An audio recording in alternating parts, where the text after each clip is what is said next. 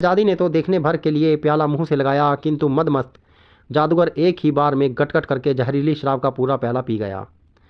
प्याला नीचे रखते ही वह पीठ के बल गिर पड़ा और शहजादी ने देखा कि वह हिलडुल तक नहीं रहा है। तो उसने अपनी विश्वस्त दासी को धीरे से कहा कि अब चोर दरवाजे से अलादीन को ले आए।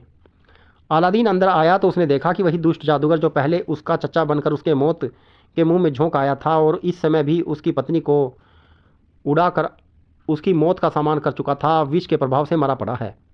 शहजादी भी समझ गई कि यह प्याले में दवा नहीं थी, जहर था। उसने अलादीन से कहा, तुमने अपनी बुद्धि से इस दुष्ट को मारकर बहुत अच्छा किया। अलादीन ने कहा, अच्छा अब तुम दूसरे कमरे में चली जाओ, यहाँ मुर्दे के पास अधिक ठहरना ठीक नहीं है। शहजादी अपनी दासियों समेत दूसरे कमरे में चली गई तो अलादीन ने जादूगर के वस्त्र उखाड़ने शुरू किए ताकि चिराग मिले।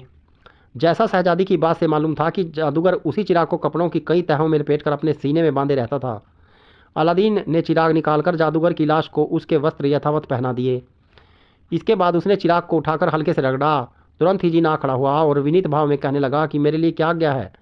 अलादीन ने कहा, तुरंत ही इस महल को ले जाकर चीन की राजधानी में उसी जगह स्थापित कर दो जहाँ पहले था। जिन ने सुकृति से सिर हिलाया और गायब हो गया। इसके साथ ही महल हवा में उठा और 2 क्षणों के बीच में ही राजमहल के सामने अपने पुराने स्थान पर स्थापित हो गया। जिन का काम इतना सुचारू था कि किसी को पता ही नहीं चला कि क्या हुआ। केवल उठने और रखे जाने समय महल धीरे से हिला। अब शहजादी उस कमरे में आई। उसे अलादीन ने बताया कि हम लोग अब वापस चीन में हैं। शहजादी बड़ी प्रसन्न हुई, किंतु अलादीन ने कहा, खुशी फिर मनाना, इस समय हम दोनों ही इतनी चिंताओं और श्रम के मारे हैं कि हमें आराम चाहिए। हम लोग भूखे भी हैं, अब खाना खाएं और इसी जादूगर की लाई शराब पिएं तो सो रहें। उन्होंने ऐसा ही किया। चीन का बादशाह अपनी पुत्री के लिए बड़ा उद्विग्न रहता था और यद्यपि उसे मालूम था कि अलादीन का महल गायब हो चुका है, तथापि वह रोज़ सवेरे अपने महल की छत पर चढ़कर उस तरफ देखा करता और पुत्री को याद करके रोया करता। उस दिन भी वह सदा की भांति अपने महल की ऊपरी मंजिल पर गया। उसने उस दिशा में देखा तो उसे अलादीन का महल अपनी जगह खड़ा हुआ दिखाई दिया। वह कुछ देर आंखें फाड़ कर देखता रहा। फिर जब उसे विश्वास हो गया तो जल्दी से उतर कर उसने घोड़ा मंगवाया और 2-4 नौकरों के साथ ही उधर चल पड़ा। अलादीन ने उसे देखा तो दौड़कर महल के बाहर आया ताकि सम्मानपूर्वक उसकी बाँह पकड़कर उसे घोड़े से उतारे। किंतु बादशाह ने कहा, मैं तुमसे तभी बात करूंगा जब अपनी बेटी को देख लूँगा। अलादीन ने कहा, आप अंदर तो चलें, किंतु बादशाह वहीं खड़ा रहा। अलादीन ने जाकर अपनी पत्नी से कहा कि तुरंत बाहर जाकर अपने पिता को अंदर लाओ, वे मेरे कहने से नहीं आ रहे हैं। वह दौड़ी हुई बाहर आई और बादशाह को अंदर ले गई। बादशाह को अति प्रसन्नता हुई और उसने पूछा कि तुम इतने दिनों तक कहाँ रही और तुम पर क्या बीती। बदर बदौर ने बताया कि अफ्रीका के एक जादूगर ने अपने जादू से मेरे दास दासियों समेत सारे महल को उड़ाकर अपने नगर में पहुंचा दिया था। उसने कहा, अलादीन के पराक्रम और बुद्धि से मैं उस जादूगर को कैसे छूटी। मुझे सबसे बड़ा भय यह था कि आपने क्रोध में आकर मेरे पति को मरवा डाला होगा। भगवान को बड़ा धन्यवाद कि आपने उसे मरवाया नहीं। बादशाह की समझ में कुछ नहीं आ रहा था तो उसे चिराग की करामात और जादूगर द्वारा छल से उस चिराग के हथियाने की बात बताई गई। अलादीन ने दूसरा कमरा खोलकर जादूगर की लाश भी दिखाई। अब बादशाह को विश्वास हुआ और पश्चाताप में भर कर कहने लगा, बेटे, मैंने तुम्हारे साथ बड़ा अन्याय किया। वह तो भगवान की दया थी कि तुम्हारे प्राण बच गए। बेटी के शोक ने मुझे अंधा बना दिया था। अब तुम मेरी सारी बातें बूढ़े की मूर्खता समझकर माफ़ कर दो। अलादीन ने कहा, मुझे उस बारे में कोई शिकायत नहीं है। जो कुछ हुआ इसी जादूगर के कारण हुआ और मेरे प्राण भी जाते तो उसी के कारण जाते। आपको कभी फुर्सत हुई तो विस्तार पूर्वक पहले की कहानी भी बताऊंगा और इसने मेरे बचपन में मेरे साथ कैसी दुष्टता की। बादशाह ने कहा, मैं बाद में ज़रूर यह कहानी सुनूंगा। पहले तुम इस कुकर्मी की लाश को तो महल से दूर करो। इसके बारे में लोगों को मालूम भी नहीं होना चाहिए, वरना शहजादी की भी बदनामी हो सकती है। अलादीन ने 2 विश्वस्त आदमियों को आदेश दिया कि अफ्रीकी जादूगर की लाश चोर दरवाजे से ले जाकर घने जंगल में फेंक दो, जहाँ पर पशु पक्षी से नोच कर खा जाएं। फिर बादशाह ने अपने महल में जाकर आदेश दिया कि बदर बदौर के सकुशल वापस आ जाने के उपलक्ष्य में नगर में हर जगह राग रंग और उत्सव हो। नगर निवासियों ने इस घोषणा का हृदय से स्वागत किया, विशेषता इसलिए कि वे अलादीन के सकुशल आने और पुनः प्रतिष्ठित होने से बहुत खुश थे। अलादीन 2 बार जादूगर के कारण मारे जाने से बच गया, लेकिन तीसरी बार भी उस पर मुसीबत आते आते बच गई। अफ्रीकी जादूगर का एक छोटा भाई था जो उसकी भांति ही जादू में निपुण था। वह किसी दूर देश में रहता था। दोनों भाई वर्ष में एक बार रमल द्वारा एक दूसरे से कुशल मंगल का समाचार जान लेते थे। अतः कुछ महीने के बाद जब छोटे भाई ने रमल से नक्शे फैलाकर बड़े भाई का हाल जानना चाहा तो उसे मालूम हुआ कि चीन की राजधानी में एक आदमी ने उसे विष देकर मार डाला है। वह आदमी पहले बहुत निर्धन था, किंतु इस समय बड़ा धनवान और बादशाह का दामाद है। यह जानकर वह बहुत रोया। फिर उसने सोचा कि कायरों की तरह रो पीट कर बैठे नहीं रहना चाहिए। अपने भाई के हत्यारे को इस हत्या का बदला लेना जरूर चाहिए। वह अपना जादू का सामान और रुपया पैसा लेकर घोड़े पर बैठा और मारा मारा कुछ महीनों में चीन की राजधानी पहुंचा। उसने उसी दिन एक घर किराए पर लिया और दूसरी सुबह वह शहर घूमने निकला। घूमते घूमते वह एक ऐसी जगह पहुंचा जहां शहर के बेफिक्रे और निठल्ले लोग जमा होकर वह भी चुपचाप उनकी बातें सुनने लगा। बहुत देर तक उसे कोई मतलब की बात सुनने को नहीं मिली। वे लोग खा पी भी रहे थे और गप्पे भी मार रहे थे। कुछ ही देर में उन लोगों में फ़तिमा बीबी की बातें होने लगी और उनमें से हर एक फ़तिमा बीबी के स्वभाव और आचार व्यवहार की प्रशंसा करने लगा। यह बातचीत सुनकर जादूगर को आशा हुई कि इस बात से मेरा मतलब पूरा होने की संभावना है। वह कुछ देर तक सुनता रहा, लेकिन चूंकि विदेशी आदमी था इसलिए उन लोगों की दी हुई सूचनाएं उसकी समझ में नहीं आ रही थी। उसने उस समूह के एक व्यक्ति को अलग ले जाकर उससे पूछा कि यह फ़तिमा बीबी कौन है और उनमें क्या विशेषता है। उसने कहा, तुम परदेसी मालूम होते हो, वरना इस नगर में हर कोई फ़तिमा बीबी को केवल जानता ही नहीं, उसका भक्त भी है। वह वृद्धा बड़ा पवित्र और सदाचारी जीवन व्यतीत करती है। सारी उम्र उसने ईश्वर आराधना के सिवा कुछ नहीं किया है। उसमें ऐसी चमत्कारिक शक्ति है कि किसी के सिर में चाहे जितने दर्द हो वह हाथ से छू भी देती है तो दर्द दूर हो जाता है। जादूगर ने पूछा कि यह कहाँ रहती है। उस आदमी ने जादूगर को फ़तिमा बीबी के घर का पता दे दिया। जादूगर उसकी गली को पूछते पूछते उसके घर जा पहुंचा, किंतु उस समय वह अंदर नहीं गया। बाहर ही से देखकर उसके मकान की पूरी तरह पहचान ली। आधी रात के लगभग वह अपने मकान से उठकर फ़तिमा बीबी के घर जा पहुंचा। बंद दरवाजे को उसने अपने साथ लाए हुए औजारों से खोल लिया। अंदर देखा कि वृद्धा अपने आंगन में चांदी की खाट पर एक पुराना बिस्तर बिछाए सो रही है। उसने एक हाथ से नंगी तलवार ली और दूसरे से उसे जगाया और कहा, अगर तुमने जरा सी भी आवाज़ निकाली तो तुम्हें अभी मार डालूंगा। अपनी जान की सलामती चाहती हो तो जैसा कहूँ वैसा करो। फ़तिमा बीबी की घिघी बंद गई। जादूगर ने कहा, मुझे तुम्हारी और किसी चीज़ से मतलब नहीं, सिर्फ तुम्हारे बाहर पहने जाने वाले कपड़े चाहिए। उस बेचारी ने अंदर जाकर खूंटी पर टंगे हुए अपने कपड़े दे दिए। जादूगर ने उन्हें पहन लिया। फिर वह फ़तिमा बीबी से कहने लगा कि जो जो निशान तुम्हारे चेहरे पर हैं वह मेरे चेहरे पर बना दो और मेरे चेहरे और हाथ पाँव की खाल का रंग भी अपने जैसा कर दो। वह जादूगर का मुंह देखने लगी तो जादूगर बोला, तुम डरो मत, इत्मीनान रखो कि मैं तुम्हें जान से नहीं मारूंगा। मैं एक खास ज़रूरत से तुम्हारा वेश धारण करना चाहता हूँ। और बस वह बेचारी उसे अंदर ले गई और दिया जलाकर उसने एक दो तरह के लेप और तेल निकाले और उस बदमाश के चेहरे और हाथ पाँव को रंग अपने जैसा बना दिया। फिर उसके दाढ़ी मुंडे हुए चेहरे पर अपने चेहरे जैसी झुर्रियाँ बना दी। उसने उसे अपने सिर की पगड़ी भी दे दी और अपनी सुमिरनी और लुकुटिया भी उसे दे दी। फिर अपना बुर्का भी उसे दे दिया और कहा, अब मैं घर से बाहर बुर्का पहनकर निकलती हूँ, तुम भी बाहर जाना तो इसे ओढ़ कर ही जाना। अब जो कुछ तुमने कहा था वह मैंने कर दिया। शीशा लेकर देख लो, तुम्हारी और मेरी सूरत में अब कोई अंतर नहीं है। जादूगर ने दर्पण में अपना मुख देखा तो उसे बिल्कुल फ़ातिमा जैसा पाया। यद्यपि उसने वादा किया था कि उसे मारेगा नहीं, फिर भी उसने बुढ़िया को पटक कर गला दबाकर मार डाला। तलवार से इसलिए नहीं मारा कि उससे जो भी फ़ातिमा बीबी के कपड़े पहने थे उन पर खून के छींटे पड़ जाते और उसका छद्म वेश छुपा न रहता। फिर उसने घर के अंदर बने टे में फ़ातिमा बीबी की लाश उठाकर फेंक दी। रात उसने फ़ातिमा बीबी की खाट पर सोकर गुजारी और अगली सुबह घर से निकला। उसे मालूम था कि यह दिन फ़ातिमा बीबी के बाहर जाने का नहीं है, किंतु इस सिलसिले में भी कोई उससे पूछता तो इसके लिए भी उसने एक अच्छा बहाना सोच लिया था। वह बाहर निकलकर अलादीन के महल की ओर, जिसे उसने पहले ही देख रखा था, चला। रास्ते में उसके चारों ओर लोग जमा होने लगे। लोग श्रद्धापूर्वक उसका आंचल चूमता, कोई उससे आशीर्वाद मांगता, कोई उससे सिर का दर्द दूर करने की प्रार्थना करता। जादूगर तो छल कपट में प्रवीण था ही।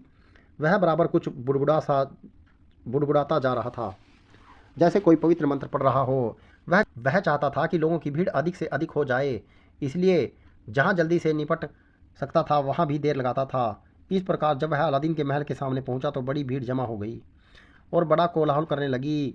काफ़ी धक्का मुक्की भी होने लगी, क्योंकि हर आदमी उसके पास जाकर उससे आशीर्वाद लेना चाहता था और उसके वस्त्र का स्पर्श करके कृत्य होना चाहता था। उन दिनों अलादीन शिकार पर गया हुआ था। बदर बदौर ने जब सुना कि महल के बाहर बहुत शोरगुल हो रहा था तो उसने एक दासी को आज्ञा दी कि बाहर जाकर देखे कि कैसा शोर हो रहा है। दासी ने कुछ देर बाद जाकर बदर बदौर को बताया कि पवित्र आत्मा वृद्धा फ़ातिमा बीबी महल के बाहर के मैदान में है। बदर बदौर ने तो पहले ही फ़ातिमा बीबी के बारे में सुन रखा था। अब वह महल के सामने खुद ही आई तो उसे बुलाना भी बदर बदौर ने जरूरी समझा। उसने अंगरक्षकों के सरदार को आज्ञा दी कि फ़ातिमा बीबी को महल में ले आओ। सरदार वहाँ पहुँचा तो उसे देखकर भीड़ छट गई। जादूगर ने अंगरक्षकों के सरदार को देखा तो खुश हुआ कि महल में जाने को मिलेगा। सरदार ने उसे सलाम करके कहा, देवी जी, शहजादी को आपके दर्शन की बड़ी इच्छा है, कृपया आप मेरे साथ महल में पदार्पण करें। जादूगर ने कहा, मैं जरूर चलूंगी, शहजादी तो बड़ी भली महिला है। यह कहकर जादूगर महल में गया। बारादारी में बदर बदौर ने उसका स्वागत किया। फातिमा बने हुए जादूगर ने उसे बहुत आशीर्वाद दिया और संसार की असरता और भगवत भक्ति के महत्व का प्रवचन किया। शहजादी के कहने पर वह एक और सिर झुकाकर बैठ गया, जैसे विनय मुद्रा में हो। कुछ देर के बाद शहजादी ने कहा, माता, मैं चाहती हूँ कि तुम मेरे पास रहो ताकि मैं तुमसे आत्मज्ञान प्राप्त करूँ और परलोक सुधारूँ। जादूगर बोला, बेटी, यह कैसे हो सकता है? तुम्हारे महल में दास दासियों और सेवकों की हमेशा भीड़ रहती है और बड़ा शोर रहता है। यहाँ मेरे भगवत भजन में बड़ी बाधा बढ़ेगी। शहजादी ने कहा, अगर महल के अंदर नहीं रहना चाहती तो महल के अंतर्गत कई मकान महल के अलग भी बने हैं, तुम उनमें से कोई पसंद करके उसमें रह सकती हो। जादूगर को जैसे मुंह मांगी मुराद मिल गई। वह जानता था कि महल के अंदर रहकर वह अपनी दुष्टतापूर्ण योजना भली प्रकार लागू कर सकता है। वह बोला, बेटी, मैं संसार त्यागी स्त्री हूँ, मुझे यह उचित तो नहीं मालूम होता कि यहाँ राजमहल के वैभव के बीच रहूँ, किंतु तुम जैसे सच्चे मन से परामर्श का मार्ग खोजना चाहती हो, उसे देखकर मेरा कर्तव्य हो जाता है कि मैं तुम्हारी सहायता करूँ। मैं किसी भी बाहरी मकान में रह लूँगी। शहजादी यह सुनकर उठ खड़ी हुई और बोली, पहले यही काम निपटा लिया जाए। मेरे साथ चलकर खुद ही खाली कम मकानों में से किसी को अपने रहने के लिए पसंद कर लो। जादूगर ने उसके साथ जाकर कई मकान देखे और एक को अपने लिए पसंद किया। शहजादी ने सेवक भेजकर फातिमा का हल्का फुल्का घरेलू सामान मंगवा दिया और जादूगर फातिमा बनकर महल में डट गया। शहजादी ने उससे कहा कि मेरे साथ ही भोजन करो। जादूगर को डर था कि भोजन के समय कहीं शहजादी मेरा छद्म रूप पहचान न ले।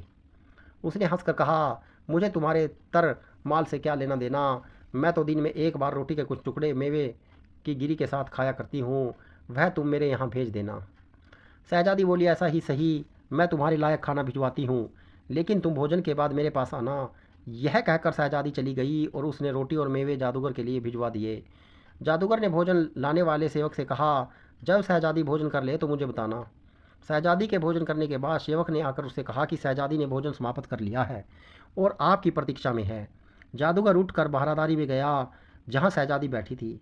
शहजादी ने उठकर उसका स्वागत किया और फिर इधर उधर की बातें होने लगी। शहजादी ने कहा, तुम महल के अंदर नहीं रहना चाहती हो तो न सही, लेकिन महल को देख तो लो। यह कहकर वह जादूगर को महल के विभिन्न भाग दिखाने लगी। जादूगर ने इसे भी अपना सौभाग्य समझा, क्योंकि अपनी योजना पूरी करने के लिए उसे महल का पूरा नक्शा जानना जरूरी था और योजना के पूर्ण होने के बाद उसे महल से भागने में भी आसानी होती। आराम महल दिखाने के बाद शहजादी उसे फिर बारादारी में लाई और कहा, यहाँ की एक एक चीज़ देखो, ऐसी शानदार बारादारी दुनिया में कहीं और न होगी। जादूगर ने घूम घूम कर बारादारी को देखा और हर चीज़ की प्रशंसा की। अंत में वह शहजादी के साथ बारादारी में ही वार्तालाप के लिए बैठ गया। कुछ देर में बोला, बेटी, यह बारादारी अद्वितीय है, किंतु कोई और भी चाहे तो धन व्यय करके ऐसी बारादारी बनवा सकता है। अगर इसमें एक चीज़ आ जाए तो इसका सौंदर्य भी पूर्ण हो जाए और यह सदा के लिए अद्वितीय बनी रहे। शहजादी ने पूछा, क्या चीज़ चाहिए? जादूगर बोला, इसके बीचों बीच छत से रुख नामी पक्षी का विशाल अंडा लटकाया जाए। का अंडा एक ही है, उस जैसी चीज़ के कारण यह बारादारी हमेशा के लिए अद्वितीय रहेगी। शहजादी ने कहा, रुख पक्षी कैसा होता है और उसका अंडा कहाँ मिलेगा? जादूगर बोला, मुझे इस दुनियादारी की बातों में न घसीटो। जो यह बारादारी बना सकता है वह रुख का अंडा भी ला सकता है। अब और कुछ बातें करो। शहजादी ने इस बारे में कुछ न पूछा, किंतु मन में यह बात धरे रही। 2-4 दिन में अलादीन शिकार से लौटा तो उसने देखा कि शहजादी सदा की भांति प्रसन्नचित्त नहीं है। उसने इस उदासी का कारण पूछा। पहले तो शहजादी इस बात पर चुप रही, किंतु अलादीन पीछे पड़ गया। उसने कहा, मुझे तो तुम्हारी उदासी नहीं देखी जाती, भगवान के लिए बताओ कि इसका क्या कारण है। मैं वादा करता हूँ कि जो कुछ मुझसे बन पड़ेगा वह मैं तुम्हारी प्रसन्नता के लिए जरूर करूँगा। शहजादी ने कहा, हमारी बारादारी संसार में सबसे अद्वितीय है, किंतु इसमें कमी है। वह पूरी हो जाए तो यह संसार में सदा के लिए अद्वितीय हो जाए। अगर इसके बीच में छत में रुख पक्षी का अंडा लटकाया जाए तो इसका मुकाबला कभी नहीं हो सकेगा। अलादीन ने कहा, अच्छी बात है, लेकिन ज़रा देर के लिए दूसरे कमरे में चली जाओ। शहजादी चली गई तो अलादीन ने अपने कपड़ों के बीच से निकाल कर जादू के चिराग को रगड़ा। तुरंत ही जीना आ खड़ा हुआ। अलादीन ने कहा, रुख नामक पक्षी का अंडा लाकर इस बारादारी के बीच में छत से लटका दो। किंतु जिन आज्ञा पालन करने के बजाय इतनी जोर से गरजा कि सारा महल हिल गया। अलादीन भी बेहद घबरा गया। जिन ने गरजते हुए कहा, दुष्ट कृतधन, मैंने और चिराग के दूसरे जिन्हों ने सदा तेरी आज्ञा का पालन किया और तू जिस योग्य न था वह सब तुझे दिलाया। तुम कमबख्त इसका एहसान मानने के बजाय हमें यह कह रहा है कि अपने असली स्वामी को ही ला कर तेरी बारादारी की सजावट बनाए। अलादीन यह सुनकर थर थर काँपने लगा। जिन फिर बोला, इस बात पर हमें चाहिए था कि तेरे इस महल के और इसके निवासियों के टुकड़े टुकड़े करके हवा में उड़ा देते, किंतु तेरी मौत अभी नहीं लिखी, इसलिए तुझे या तेरी स्त्री ने यह बेहुदा मांग अपनी इच्छा से नहीं की, बल्कि किसी के बहकावे से की है। हम तुझे छोड़ देते हैं, पर अब तेरी आज्ञा पर न आएंगे। हाँ, जाने से पहले मैं तुझे एक बड़े खतरे से होशियार किए देता हूँ। तेरी स्त्री ने एक जादूगर के बहकावे में आकर यह मांग की है। यह जादूगर उस जादूगर का छोटा भाई है जिसे तूने विष देकर मारा था। वह अपने भाई की मौत का बदला लेने के लिए आया है, क्योंकि उसे रमल से अपने भाई की हत्या की बात मालूम हो गई है। उसने फातिमा बीबी के घर जाकर उसे मार डाला है और उसका वेश बनाकर तेरे महल में एक बाहरी मकान में रह रहा है। उसने शहजादी को इसलिए बहकाया कि मैं क्रोध में आकर तुम दोनों को मार डालूं। तुम उससे होशियार रहो, वरना वह भाई का बदला लिए बगैर नहीं रहेगा। यह कहकर वह जिन गायब हो गया। अलादीन तो फातिमा के बारे में जानता ही था। उसने कुछ देर सोचकर अपनी योजना बना ली। वह शहजादी के कमरे में गया। शहजादी उससे रुख के अंडे के बारे में कुछ पूछे इससे पहले वह सिर पकड़ कर लेट गया और हाय हाय करने लगा। शहजादी के पूछने पर उसने बताया कि अचानक सिर में बहुत पीड़ा होने लगी है, जिससे मुझे बेहाल कर दिया है। शहजादी बोली, यह सौभाग्य की बात है कि बीबी फातिमा यहीं है। वे चुटकी बजाते ही तुम्हारा दर्द दूर कर देंगी।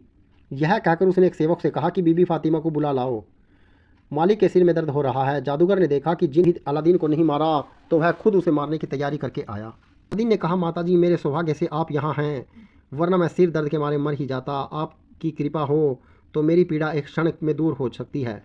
मेरे हाल पर दया कीजिए और अपने आशीर्वाद और मंत्रों के द्वारा मेरी पीड़ा दूर कीजिए। इस दर्द ने मेरा बुरा हाल कर रखा है। यह कहकर अलादीन ने अपना सिर झुकाकर उसके आगे कर दिया। जादूगर ने एक हाथ अलादीन के सिर पर रखा और दूसरे से अपने कपड़े में छुपाई हुई कटार निकालने लगा। अलादीन होशियार था ही, उसने फुर्ती से उसका हाथ मरोड़कर कटार छीन ली और उसकी छाती में उतार दी। वह 1 मिनट तड़प कर मर गया। शहजादी ने दूर से देखा तो चीख कर कहने लगी, हे मेरे प्रीतम, यह घोर पाप तुमने क्यों किया? ऐसी पवित्र आत्मा वृद्धा की हत्या कर दी। किंतु अलादीन ने उससे कहा, दास दासियों को हटा दो और तुम मेरे पास आओ। सबके हटने के बाद शहजादी पास आई तो अलादीन ने जादूगर का मुखावरण हटाते हुए कहा, अच्छी तरह देखो, मैंने फातिमा बीबी को नहीं, इस नरक के कीड़े को मारा है। शहजादी ने मृत चेहरा देखा तो वास्तव में पुरुष दिखाई दिया। अलादीन ने कहा, यह दुष्ट तुम्हारा अपहरण करने वाले जादूगर का छोटा भाई था। यह खुद जादूगर था और अपने भाई की मौत का बदला लेने के लिए यहाँ आया था। इसने बेचारी फातिमा के घर जाकर उससे अपना रूप बदलवाया और फिर यहाँ आकर तुम्हें बहका कर हम दोनों को मरवाना चाहा। चिराग के जिन्नों का असली स्वामी रुख का अंडा है। मेरी मांग पर जिन बहुत बिगड़ा और कहने लगा कि तुमने अपनी ओर से यह मांग की होती तो तुम्हें तुम्हारी पत्नी और तुम्हारे महल के साथ अभी ख़त्म कर देता, किंतु तुमने बहकावे में आकर यह मांग की है, इसलिए छोड़ देता हूँ, लेकिन अब तुम्हारे बुलाने पर न आऊँगा। यह कहने के बाद उसी ने जादूगर का पूरा हाल मुझे सुनाया। शहजादी ने यह सुनकर भगवान को धन्यवाद दिया। कमी ही किस चीज़ की रह गई थी जो जिन को फिर बुलाया जाता। दोनों ने विश्वस्त सेवकों द्वारा इस जादूगर की लाश भी जंगल में फिकवा दी। उसके बाद दोनों पति पत्नी शांति और सुख से रहने लगे। कुछ वर्ष और बीते तो चीन का बादशाह थी वृद्ध अवस्था के कारण हल्की सी बीमारी के बाद मर गया। बदर बदौर के अतिरिक्त उसके और कोई संतान न थी, इसलिए उसकी मौत के बाद वही रानी बनी और अलादीन के हाथ में सारा राज्य प्रबंध आ गया। लंबे अरसे तक दोनों ने राज्य सुख भोगा। मित्रों, यह मैं आपको अलिफ लैला अरबियन नाइट्स की कहानियाँ सुना रहा हूँ। कहानी अच्छी लगे तो शेयर ज़रूर कीजिएगा। और जादुई चिराग की यह कहानी के 8 भाग हैं और इन 8 भागों को मैंने प्रत्येक वीडियो के डिस्क्रिप्शन में दे दिया है। यदि आप संपूर्ण कहानी देखना चाहते हैं तो डिस्क्रिप्शन में दिए गए लिंक के माध्यम से आप प्रत्येक भाग की वीडियो को देख सकते हैं। कहानी अच्छी लगे तो हमारे चैनल को सब्सक्राइब कीजिएगा, वीडियो को शेयर कीजिएगा